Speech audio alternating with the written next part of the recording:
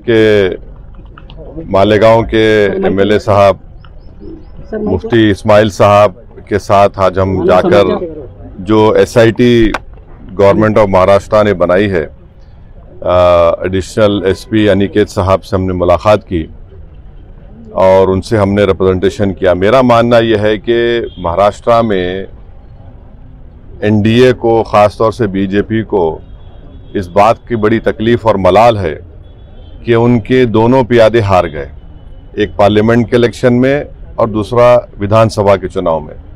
तो इसलिए वो अपनी शिकस्त को हज़म नहीं कर पा रहे हैं और गैर ज़रूरी तौर पर इस तरह का उन्होंने एक एसआईटी तश्कील दिया है। आप हमको ये बताइए कि आप लोग तो देख रहे हैं कि जिन लोगों को गिरफ्तार किया गया है वो तमाम के तमाम तो भारत के नागरिक हैं, उनके वालिद नागरिक है, उनके भाई, उनकी माँ, उनके रिश्तेदार नागरिक है। उन पर जो केस बुक किया गया है वो डॉक्यूमेंटेशन में गलती एरर हो या कुछ वैसा है। ये कोई रोहिंग्या बांग्लादेशी तो है ही नहीं, ये लोग ना कभी मालेगांव में निकलेंगे। हम महाराष्ट्र के मुख्यमंत्री से ये गुजारिश कर रहे हैं, उनसे रिक्वेस्ट कर रहे हैं कि अननेसेसरी आप पूरे मालेगांव को क्यों सजा देना चाहते हैं।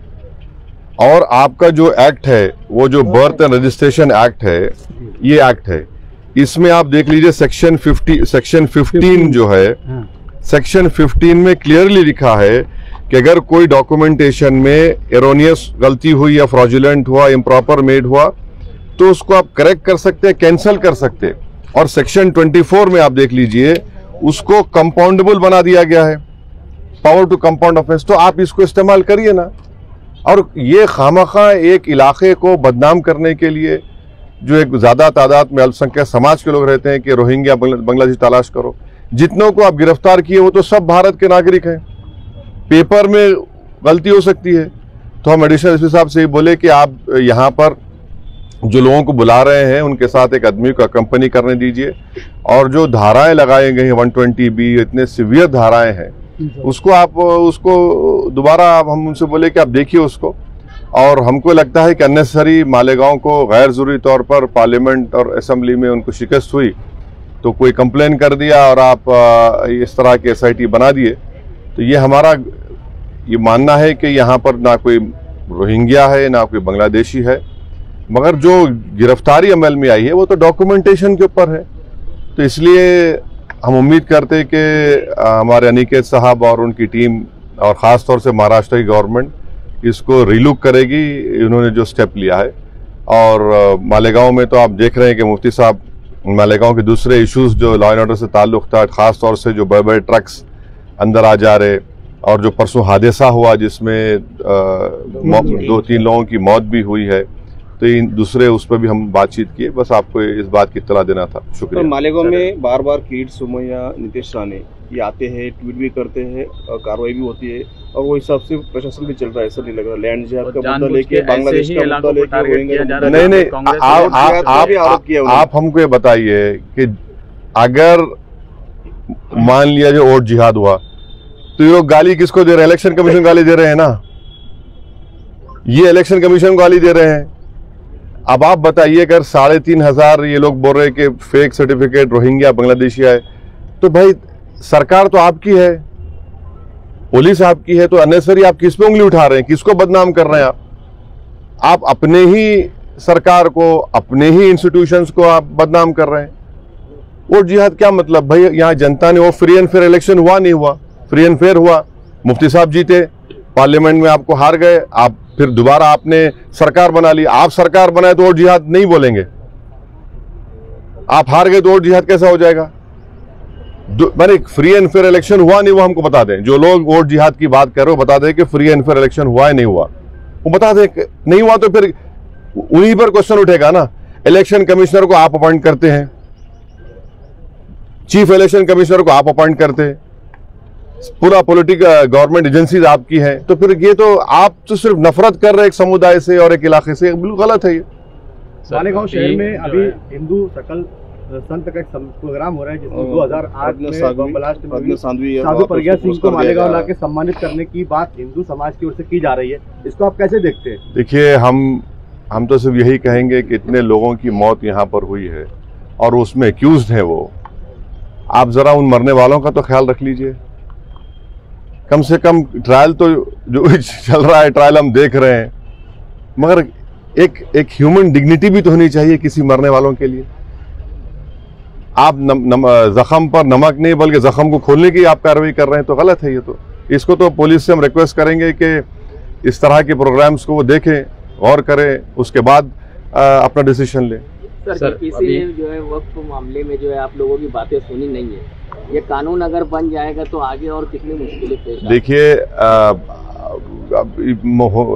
वक्फ का जो बिल जो जॉइंट वर्किंग कमेटी को रेफर हुआ था, वो जितने अपोजिशन पार्टीज के एमपीज थे, बशमूल मेरे, कांग्रेस पार्टी के, टीएमसी के, डीएमके के राजा साहब, अब्दुल्ला साहब और एक एनसीपी के मेंबर भी थे, हम तमाम ने, हमारे इमरान मसूद हमारे छोटे भाई वो भी थे, तो हम तमाम ने उस रिपोर्ट के खिलाफ अपनी अपनी डिसेंट रिपोर्ट को दिया।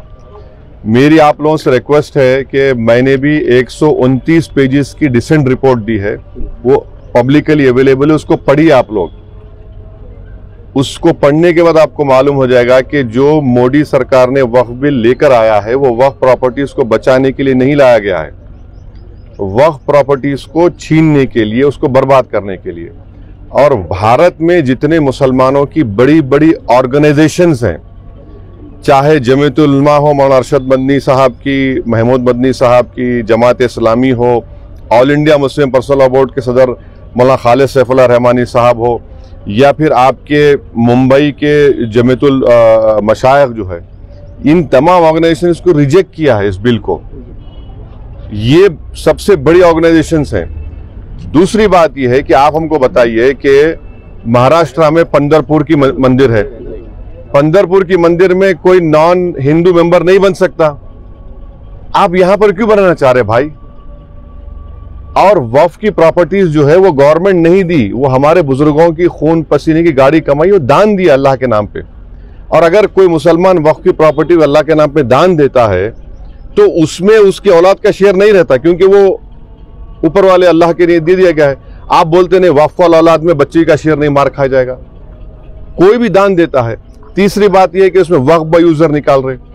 हिंदू धर्म में आप बीके मुखर्जी साहब की किताब है वो पढ़िए, जो सब मानते, उसमें लिखा कि बाई कस्टम बाय यूसेज वो टेंपल की प्रॉपर्टी हो जाती, वहां पर जब हो जाती तो यहां क्यों नहीं हो सकती है भाई?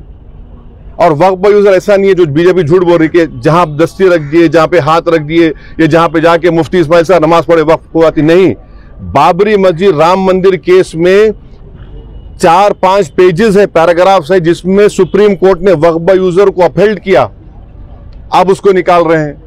लिमिटेशन एक्ट हिंदू एंडोमेंट पे अप्लाई नहीं होता, एसजीपीसी सिख गुरुद्वारा अप्लाई नहीं होता, आप इस पे अप्लाई कर रहे भाई। अगर कल के दिन कोई खाबिज है, इंक्रोचर है, उसको रिवॉर्ड कर रहे हैं आप, लिमिटेशन एक्ट आप निकाल कर। कलेक्टर को इतने पावर्स दे रहे हैं आप, कलेक्टर कैसे तय करेगा भाई? कोई अपने मामले में जज बन सकता है क्या? बोलिए आप, वो तो नेशनल जस्टिस के खिलाफ है। और उस बिल में यह भी लिखा गया कि अगर कोई भी जाकर कलेक्टर को दरखास्त दे दिया कि मालेगांव की मस्जिद जो है वक्फ नहीं है, तो कलेक्टर अगर इंक्वायरी ऑर्डर कर देगा तो इंक्वायरी कंप्लीट होने तक वक्फ की प्रॉपर्टी नहीं रहेगी। आप समझ रहे इस बात को? माने ना टाइम लिमिट है उसमें। तो जितने अमेंडमेंट्स लेकर आए हैं, अच्छा उसमें और एक अमेंडमेंट लेके आए कि भाई 5 साल तक जो मुसलमान इस्लाम कबूल करता हो 5 साल तक दान नहीं दे सकता। अब उसमें क्या लिख रहे हैं? उसको डेमोन्स्ट्रेट करना पड़ेगा। क्या डेमोन्स्ट्रेट करना पड़ेगा? मुफ्ती इस्माइल साहब देख के बोलेंगे हाँ ये नमाज पढ़ रहा, एक्सेप्टेबल होगा मोदी साहब के लिए? ये दाढ़ी छोड़ना डेमोन्स्ट्रेशन है, उसको डेमोन्स्ट्रेट करने के लिए, उसके रिलीजन के लिए? क्या रोजा रहना डेमोन्स्ट्रेशन? आप कौन होते भाई? अच्छा वो 5 साल तक नहीं दे सकता मगर किसी और धर्म को दे सकता, वो उसमें लिखा हुआ है। तो ये आप वक्फ प्रॉपर्टीज को बचाने के लिए नहीं ला रहे हैं, ये वक्फ को बर्बाद करने के लिए, वक्फ को छीनने के लिए, मस्जिदों को छीनने के लिए, कब्रिस्तान को छीनने के लिए, इवैक्यू प्रॉपर्टीज जो वक्फ हैं हजारों एकड़ में खत्म करने के लिए। आखिरी बात यह है कि ये जो झूठा प्रोपेगेंडा बीजेपी फैलाती है कि 13 लाख सबसे बड़ा तीसरा बड़ा रियल एस्टेट है, मैं आपको बता रहा हूं कि तमिलनाडु, आंध्र प्रदेश, तेलंगाना, और ओडिशा के चंद प्रॉपर्टीज को मिलाए तो यहीं पर 4 प्रदेशों में 14 लाख एकड़ जमीन है। मैं यूपी, बिहार, राजस्थान को नहीं मिलाया हूं, महाराष्ट्र को नहीं मिलाया हूं। तो ये आप क्यों, ये तो सिर्फ हमारी धर्म की प्रैक्टिस से हमको छीनना चाह रहे हैं आप। वक्फ जो है मुसलमानों के लिए एक इबादत है, आप उसको छीनना चाह रहे हैं हमसे। तो सरासर आप हमारे से वक्फ छीनना चाह रहे हैं, मस्जिदें छीनना चाह रहे हैं। तो इसका हम विरोध कर रहे हैं और भारत की पूरी जनता में बात जा चुकी है कि हिंदू धर्म के, क्रिश्चियन धर्म के, सिख धर्म के, उनके मंदिर में, उनके रिलीजियस प्लेस में कोई उनका धर्म का आदमी मेंबर बन सकता है, कोई नहीं बन सकता। यहां क्यों बनाना चाह रहे? तो ये एक नफरत है भारत के मुसलमानों से बीजेपी और मोदी सरकार। सर, पूरे महाराष्ट्र में जो है ये रोहिंग्या बांग्लादेशी का, अमरावती हो गया, अकोला हो गया, क्या ये एनआरसी का ट्रायल तो नहीं ले रहे लोग? नहीं, आप बताइए, आप चेक करिए, मगर आप जो एसआईटी बनाकर आप क्या है इसमें, क्या है बताइए? डॉक्यूमेंटेशन में फर्क है। अब मिसाल के तौर पे आपके कितने बच्चे हैं? 2 है ना। आप भारत के नागरिक है, दूसरा बेटा भी नागरिक है। जो दूसरा बेटा है उसके डॉक्यूमेंट फर्क है तो भारत का नागरिक नहीं हुआ क्या वो? वही तो हम बोल रहे हैं ना भाई, उस बात को समझने की जरूरत है। अरे भाई, तुमको रोटी सेकना है तो और जगह सेको। आप किसी एक इलाके को, एक समुदाय को इस तरह परेशान करना एक गलत बात है बिल्कुल। सर, महाराष्ट्र में अभी असेंबली के बाद कारपोरेशन के इलेक्शन आए। हाँ, कारपोरेशन इंशाल्लाह बहुत कमजोर नजर आ रही है ऐसा। अरे कहाँ कमजोर नजर आ रही, इतना बड़ा मुफ्ती हमारे बाजू खड़ा हुआ है, कहाँ कमजोर नजर आ रही? 2 in 1 है ये। एक एमएलए। हाँ, तो ये अरे भाई, जंगल में एक ही शेर होता है ना।